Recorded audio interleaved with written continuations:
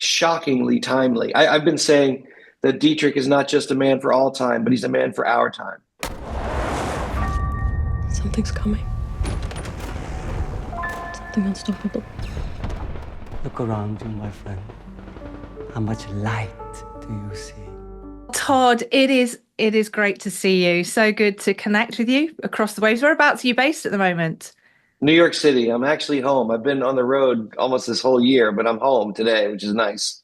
Well, I've been to New York, reminds me of London, very similar in many respects. Except London is so enormous. My goodness, Yes, I can't believe I've been to London, I don't know, 30, 35 times, and I still feel like I've never been because it's just so big. it is. It's a lot bigger than New York. But we're here to talk about your brand new film. Very exciting. And I watched it last week. The theme, the topic of Bonhoeffer is just really engaging because I didn't know about him before, but can I ask you to give us your 60-second elevator pitch? I don't think y'all need 60 seconds. So Dietrich Bonhoeffer was a pacifist pastor in World War II Germany who became one of the assassins of Hitler and in between saved thousands of Jewish lives. That's my elevator pitch. It's true.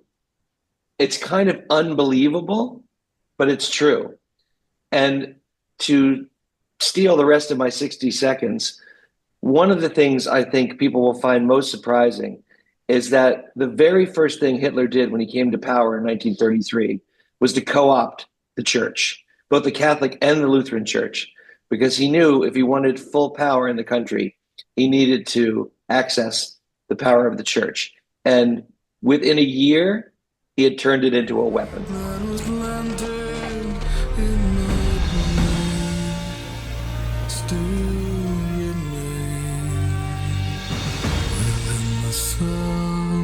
We have devised a plot to assassinate the Führer.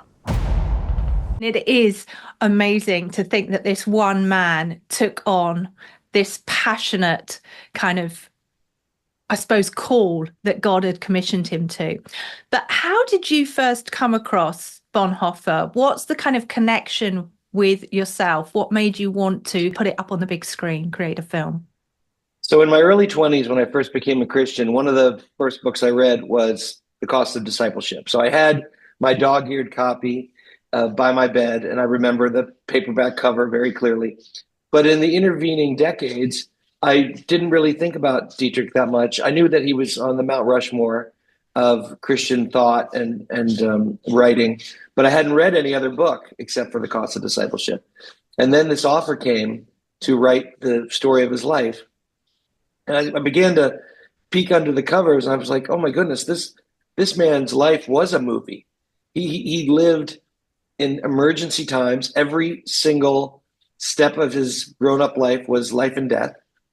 He risked all that he had, literally traded in everything he had, family, money, privilege, opportunity, on behalf of the Jewish people. And at a time where speaking out at all could mean sudden death. So I like, this guy deserves the full Monty. People need to know that what this man did, and also especially in the times we're living in, it's so reflective of the current political climate. So I found his story shockingly timely. I've been saying that Dietrich is not just a man for all time, but he's a man for our time. I definitely noticed that in the dialogue. Churchill sees Germany as a whole. He's afraid that a bomb traced to England would mean invasion or worse. Invasion. Invasion. My country was invaded from within. I suppose blatant messages really to the church, that call to action. So what did you do when you took this film and you'd found this story and you thought, right, I want to bring it to the screen? How did you then, as a director, I know that is it your second directing Yes. film? You've done an awful lot of writing. You've worked on some massive films, worked with a lot of directors over the years. But when you were then bringing this with your own vision and the way in which you wanted to tell the narrative, I know you've got a lot of cross-cutting between timelines, which is a challenge to sort of navigate sometimes, but it does obviously keep you alert and focused in. But what did you want to bring? How creatively did you see the vision and translate that onto the big screen? Well, I love that he had this week at the end of his life where he could look back and see the person he'd become and ask himself the fundamental questions that we all have to ask. When I heard God's call, did I hear it correctly? And when things go badly in life, we often think, oh my goodness, I went in the wrong direction, or God's not on my side. Why has God forsaken me? You know, we tend to forget that Jesus on the cross, even though he was doing exactly what he came to do, quotes Psalm 22 and says, my God, why have you forsaken me? So there are these moments in the Christian life where we feel forgotten, alone, and we can't go on. I think that's what makes Dietrich's story so relatable. So I wanted to show that right up to the end, he was still wrestling. He was still in the Garden of Gethsemane. He was still saying, I don't want to do this, but not my will, your will. I find that deeply relatable in the story of Christ, and I find it deeply relatable in Dietrich's story. I think for us as Christians and as human beings, no matter what we believe in, there's so many times when we want to give up. I mean, I'm raising 2 kids with my wife right now. Probably 4 times a week I want to give up because it just seems this is just too hard. But God calls us through the difficulty and gives us the grace to do these things and is constantly reminding us that it is only by his grace and for his glory.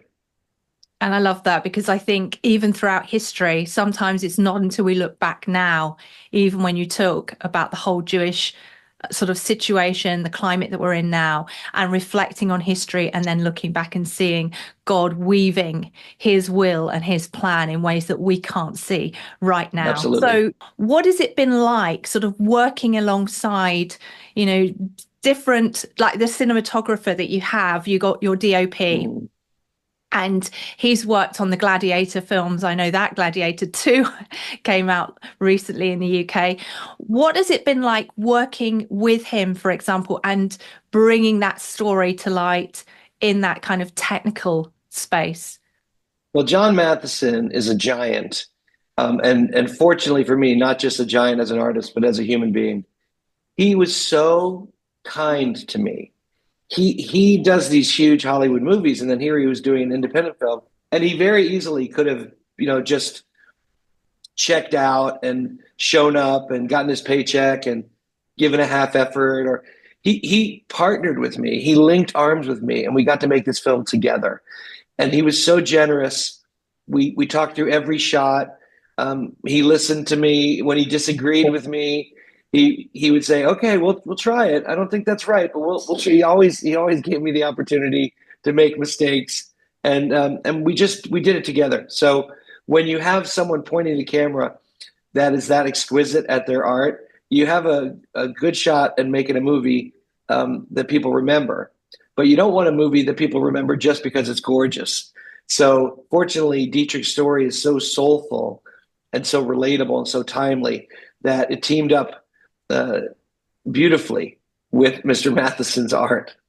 Nice. Oh, darkness, my old friend, I've come to talk with you again. What is the key message that you'd like your audience, to go away with having watched this film? That love is an active verb, that we have to be dynamic in our loving, that we need to go out and find people that need our love, that we need to be aggressively generous, that we need to recognize that we have so much more than we could ever use in every way. Our time, our money, our capacity, that God is waiting for us to give over our full selves. And the more we surrender to him and trust him, the more he gives us. Jesus talks about that we were built for joy, that we were created for joy, a full measure, pressed down, shaken, and overflowing. Life and life abundant. I think the way to access that life is by giving everything away.